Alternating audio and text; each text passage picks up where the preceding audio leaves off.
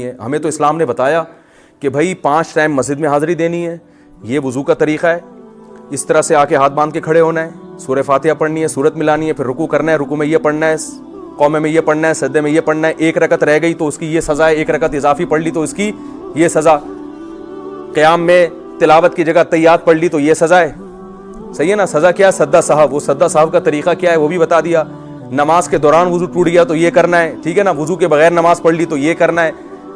ये तो 5 टाइम। फिर उस नमाज के लिए बुलाने का क्या तरीका ये भी बता दिया। सफ़ बनाने का क्या तरीका बता दिया। एक इमाम आगे खड़ा होगा, जमात की नमाज कैसे होती है, इनफिरादी कैसे होती है, सारी चीजें मैंने कहा हमारे पास हवालों के साथ मौजूद हैं। मैंने कहा फिर जो हज का तरीका है जिंदगी में 1 दफा करना है, कितनी दफा करना है ये भी बता दिया, कैसे करना ये भी बता दिया। फिर अल्लाह ने यह भी कहा कि मैं एक खास तरीका इबादत उससे भी खुश होता हूं, मेरी खातिर भूखे भी रहा करो। किस महीने में रहना है ये भी बता दिया। कौन से मुफ्ती साहब ऐलान करेंगे तो कल चांद होगा ये भी बता दिया। समझ में आ रही है ना बात। मेरी हुकूमत को उलिल अमरी मिनकुम, हुकूमत के ऐलान को फॉलो करो। वो हम नहीं कर रहे तो फिर 2-2, 3-3, 4-4, 8-8 ईदें हो रही हैं। लेकिन अल्लाह ने बता दिया कि अतीउल्लाह व अतीउर रसूल व उलिल अमरी मिनकुम, हुकूमत जो फैसला करे उसको मानो। तो हर चीज मैंने कहा हमें तो भाई बताई जा रही है, हमें तो बताई जा रही है। वुजू करने का तरीका क्या है, दांत कितनी दफा साफ करने हैं, इस्तिंजा कैसे करना है, पाकी की डेफिनेशन क्या है, तहारत क्या है। सुबह उठ के नबी ने यहां तक बताया सुबह जब उठो तो डायरेक्ट पानी में हाथ मत डालो। ला यगमिसन्ना यदहु फिल इनाई हत्ता यगसिलहु सलासन, फरमाया जब तुम सुबह उठो तो अब डायरेक्ट पानी में हाथ मत डालो। फइन्नहु ला यदरी ऐन बातत यदुहु, तुम्हें नहीं पता तुम्हारे हाथ ने रात कहां गुजारी है, तो नापाक भी हो सकता है। तो पहले 3 दफा धो लो। यानी पूरा सुबह से लेकर रात तक एक अमल बताया है। मैंने कहा यह तो सिर्फ इबादत का एक निजाम है जिस पे तकरीर के लिए 6 महीने चाहिए कम से कम। फिर मुआमलात, खरीदो फरोख्त कैसे करनी है, उसमें इस्लाम ने बताया क़िमार ना हो, जुआ ना हो, सूद ना हो, गरर ना हो। मैंने कहा एक बात बताओ, इस्लामिक बैंकिंग तो दुनिया में है, यहूदी बैंकिंग क्यों नहीं है, ईसाई बैंकिंग क्यों नहीं है, हिंदू बैंकिंग क्यों नहीं है? इस्लाम ने बैंकिंग के मुकाबले में भी एक बैंकिंग पेश कर दी। ये इस्लामी है, ये गैर इस्लामी। ये एक तिजारत है, ये दुनिया की तिजारत, ये इस्लामी तिजारत। तभी मुफ्तियों में ताजरों के मुफ्ती अलग होते हैं। जामे तो रशीद में जो तिजारत में मुफ्ती बनते हैं ना, उनका सिलेबस ही बिल्कुल अलग है। वो बिल्कुल अलग स्टाइल में पढ़ते हैं, वो सिर्फ तिजारत के मसाइल बताते हैं। यानी इसमें जो मुख्तलिफ शोबों में पीएचडी हो रहा है, पीएचडी करवाई जा रही है। फिर मैंने कहा निकाह तलाक के मसाइल। मैंने कहा अच्छा मुझे एक बात बताओ, मियाँ बीवी में ना बन रही हो तो अलहदगी का तरीका क्या है ईसाई मजहब के मुताबिक?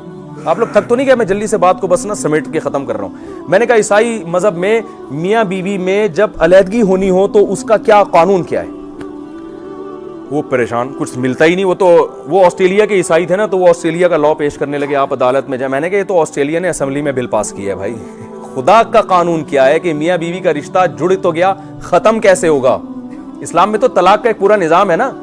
कुरान ने बताया तलाक मर्रतान फइमसाकुम बिमारूफिन औ तसरीहुम बिहसान, तलाक़ें 2 मरतबा हैं, उसके बाद चाहो तो रख लो, चाहो तो छोड़ दो। फ़इन तल्लक़ा, तीसरी दे दी, फ़ला तहिल्लु लहु मिन बादु, तीसरी के बाद हलाल नहीं है।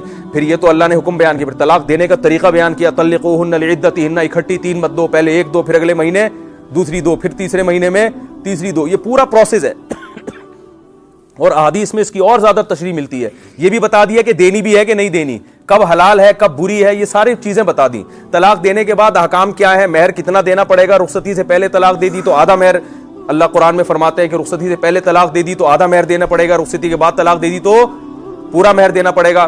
तलाक दे दी, इद्दत पूरी नहीं हुई, इस दौरान मर गए तो विरासत में उसका हिस्सा होगा, पूरी डिटेल मिलती है। मैंने उनसे बोला भाई ये बताओ कि सिर्फ मुझे ये डिटेल नहीं चाहिए।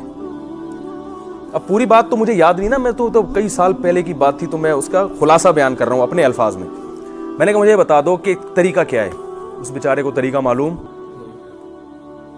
वो कहने लगा कि भाई ईसाई मजहब में तलाक है ही नहीं, शादी तो है। तो वो कह रहे है ही नहीं। मैंने कहा अच्छा है ही नहीं। मैंने कहा क्यों? मैंने कहा वो क्यों नहीं है? कह रहे हैं इसलिए कि अल्लाह चाहता है मियाँ बीवी जुड़ के रहें, उनमें कभी भी अलहदगी ना हो।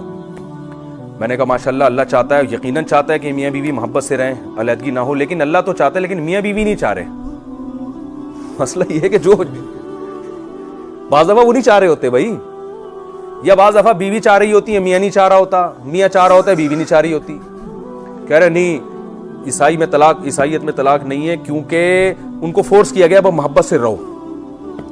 मैंने कहा हम भी फोर्स करते हैं, समझाते हैं, इस्लाम में भी ये है कि भाई तरीका बताया है, सुलो कराओ आपस में, सुलो के बड़े फजाइल हैं। लेकिन बाज़ दफ़ा मैंने कहा चलो मैं आपसे एक सवाल पूछता हूँ कि फ़र्ज़ कर लो अल्लाह ना करे आपकी बेटी की शादी हुई और वो हीरोइनची निकला दामाद। मैंने कहा अल्लाह चाहेगा कि हीरोइनची के साथ ये ज़िंदगी गुजारे? है भाई,